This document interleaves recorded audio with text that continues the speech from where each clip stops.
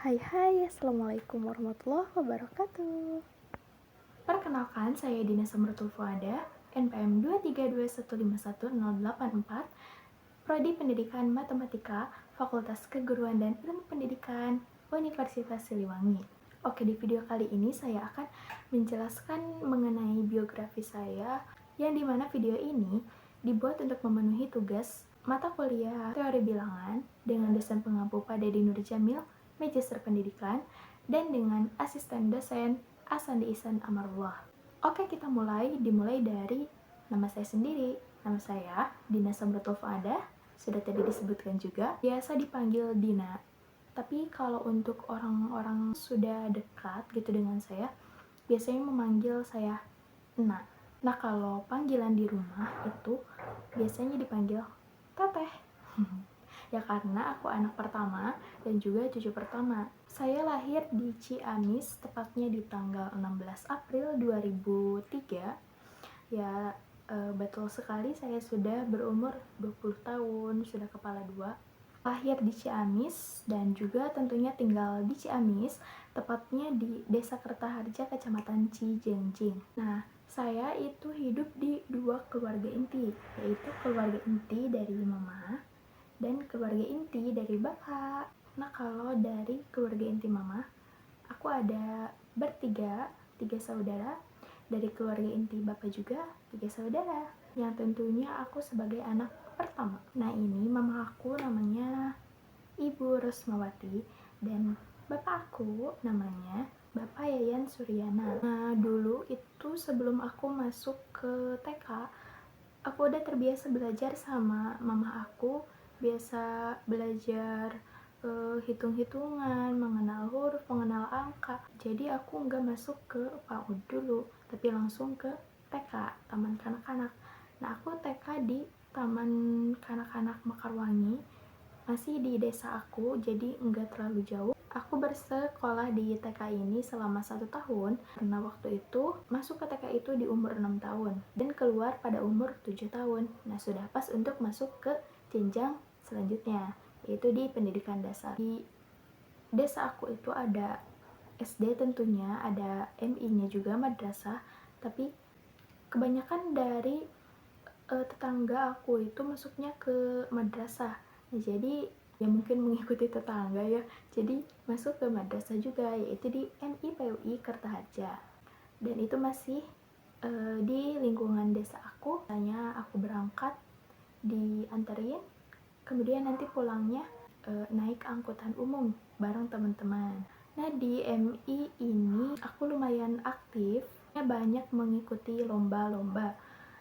Salah satunya lomba kompetisi sains madrasah bidang matematika di kelas 3, 4, 5.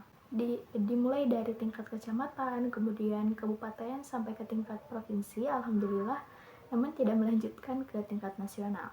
Selain di bidang akademik, aku juga aktif mengikuti lomba di bidang pramuka, salah satunya. Pernah mengikuti lomba hiking rally, lintas alam, kayak gitu-gitu. Juga pernah mengikuti lomba senam pramuka jilid 1. Aku masuk ke MIPW Kertaharja pada tahun 2010 dan lulus pada tahun 2016. Kemudian melanjutkan ke madrasah juga, yaitu MTS PUI Cijantung di tahun 2016 dan lulus tahun 2019.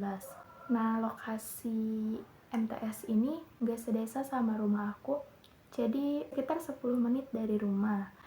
Nah, di tingkat MTS ini lumayan aktif di organisasi maupun di akademik, dan juga di non-akademik. Kalau di akademiknya juga pernah mengikuti lomba bidang matematika. Untuk yang non-akademiknya ada lomba hiking rally, lintas alam, yang kayak gitu. Walaupun gak selalu juara, tapi itu benar-benar nagih buat aku untuk terus mengikuti lomba-lomba di hiking rally.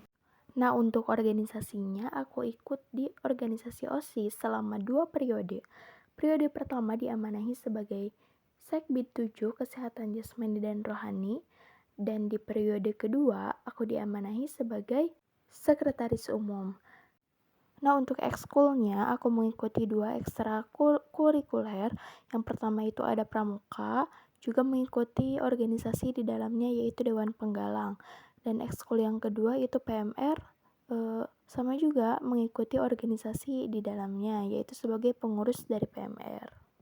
Selain berada di pendidikan formal yaitu di MTS, aku juga berada di pendidikan non-formal yaitu di pesantren. Lebih tepatnya pondok pesantren Raudatul Irfan. Aku masuk pondok pesantren tersebut pada saat kelas 8. Dan itu merupakan pengalaman pertama aku sebagai santri. Tahun 2019 aku lulus MTS, kemudian melanjutkan ke jenjang berikutnya dan masih di lingkungan yang sama di PUI, yaitu MA PUI Cijantung. Dan juga masih tetap di pondok pesantren Raudatul Irfan. Di tingkat MA aku masih aktif di bidang yang sama yaitu bidang akademik dan non-akademik. Nah, untuk bidang akademiknya kali ini bukan di bidang matematika, melainkan di bidang fisika. Ya, pernah mengikuti lomba, namun hanya di tingkat kecamatan. Untuk non-akademiknya masih sama yaitu di bidang pramuka dalam lomba-lomba hiking rally. Selain itu, aku juga aktif di organisasi OSIS selama 2 periode. Periode pertama yaitu diamanahi sebagai anggota dari Sekbid 6 Kewirausahaan dan di periode kedua diamanahi sebagai sekretaris umum. Yap, sama halnya dengan di MTS. Namun untuk di MA ini aku tidak seaktif di MTS karena tidak mengikuti ekskul satupun dan hanya fokus pada organisasi OSIS. Sebagai lulusan tahun 2022, tentunya merasakan masa-masa COVID, dimulai dari kelas 10 pertengahan semester 2 sampai ke akhir kelas 11. Jadi kegiatan tatap muka dan bertemu dengan teman-teman hanya di kelas 10 dan kelas 12 saja.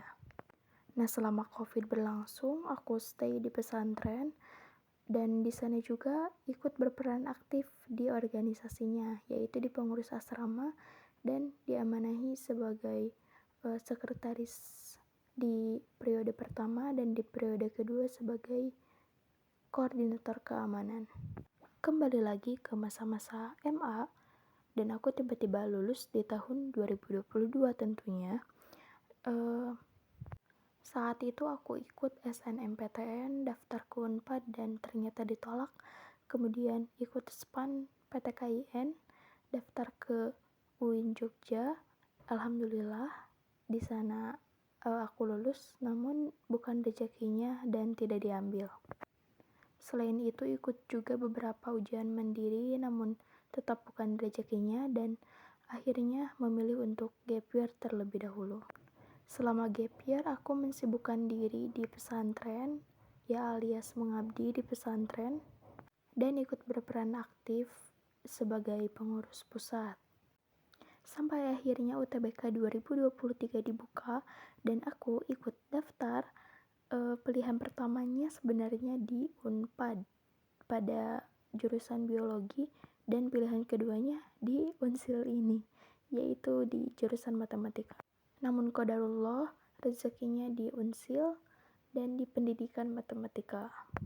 Dengan lika-liku yang tiada terkira, dan mungkin itulah perjalanan aku bisa sampai di titik saat ini. Sampai di titik ini bukanlah hal yang mudah. Banyak sekali dukungan terutama dari mama dan bapak. Harap bisa membanggakan mereka dan mengangkat derajat mereka. Amin, Allahumma amin. Oke, sekian untuk video ini. Sampai jumpa di video berikutnya. Bye.